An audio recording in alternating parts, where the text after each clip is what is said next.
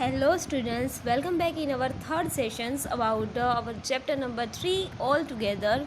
In last page, a little stories regarding with the different professions and their hard work. So read it. Many people toil hard to provide a facility to us. बहुत सारे लोग ऐसे हैं जो बहुत ही मेहनत करते हैं, ठीक है, बहुत ही हार्ड वर्क करते हैं सभी लोगों को फैसिलिटीज़ प्रोवाइड करने के लिए. All works are equally important. सभी जो वर्क है, जो भी अलग अलग प्रोफेशन से, या फिर टीचर हो, डॉक्टर हो, पोर्टर हो, कोई बिजनेसमैन हो, कोई शॉपकीपर हो, कोई वेंडर हो, सभी लोगों का प्रोफेशंस जो है, सभी लोगों का वर्क है वो इक्वली इम्पोर्टेंट है. नो वर्क इज़ कंसिडर्ड लो और हाई. किसी का भी वर्क बहुत कम छोटा नहीं है और किसी का भी वर्क बहुत बड़ा नहीं है. Depending on each other we all live an easy life. सभी लोग एक दूसरे के साथ कनेक्टेड है, एक दूसरे के साथ लिंक्ड है, एक दूसरे के ऊपर डिपेंडेंट है. तो सभी लोग इसी वजह से ईजीली लाइफ जी रहे हैं. Do we ever think about the toil made by a donkey. क्या आपने कभी सोचा है कि डोंकी कितनी मेहनत करता है. अ पोटर और his helper while drinking cool water from the pot. उसके बाद जो पोटर जो भी पोट्स बनाते हैं उसमें से हम ठंडा पानी पी पाते हैं. We do not even think about the maker and the seller of an ice cream और milk provider while eating it. ये जो पोट बनाने में पोटर की कितनी बड़ी हेल्प है कितनी बड़ी मेहनत होती है, ठीक है, उसकी हेल्प के थ्रू हम पानी, ठंडा पानी पी पाते हैं. उसी तरीके से हम जो आइसक्रीम खाते हैं, ठीक है, उसमें अपने कभी सोचा नहीं होगा कि इतने सारे लोगों की अलग अलग मेहनत, जहाँ के मेकर से लेके सेलर तक जितने भी लोग हैं उन लोगों की इक्वली हेल्प है. उसकी वजह से एक आइसक्रीम बन पाता है और वो मार्केट में फिर बेचते हैं. जब वो मार्केट में बेचते हैं तभी हम खाते हैं. We should ask our self whether we are harming the nature while making use of a source available to us.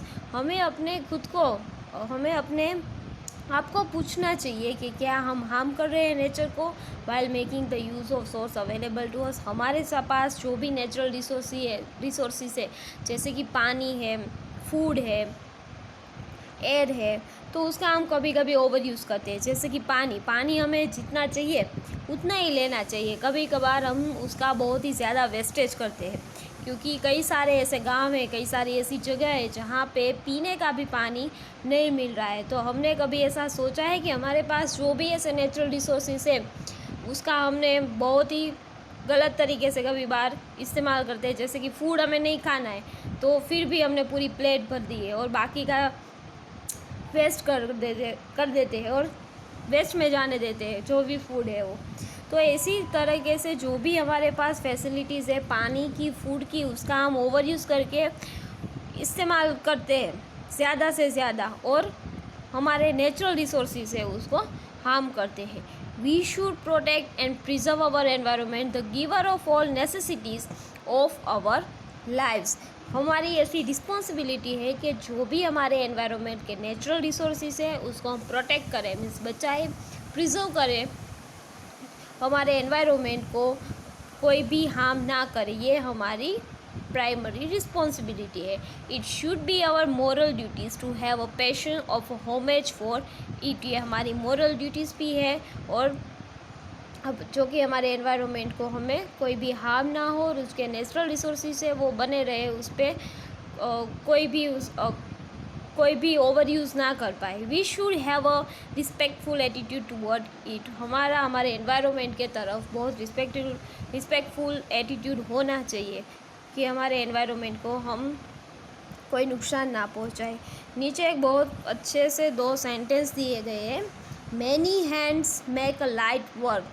बहुत सारे हाथ अगर एक साथ काम करेंगे तो कोई भी बड़ा काम होगा वो इजी हो जाएगा, मीन्स आसानी से हो जाएगा.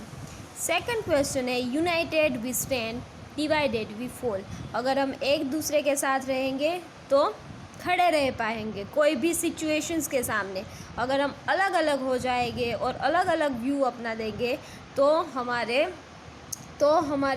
हम खड़े नहीं रह पाएंगे कोई भी सिचुएशंस के सामने, ठीक है. अकेले हम कोई भी सिचुएशंस को फेस नहीं कर पाते हैं। अगर हम एक दूसरे के साथ खड़े रहेंगे तो हमें कोई भी सिचुएशंस हो तो उसके सामने स्टैंड कर पाएंगे। United we stand.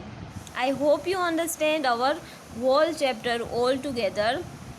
Thank you.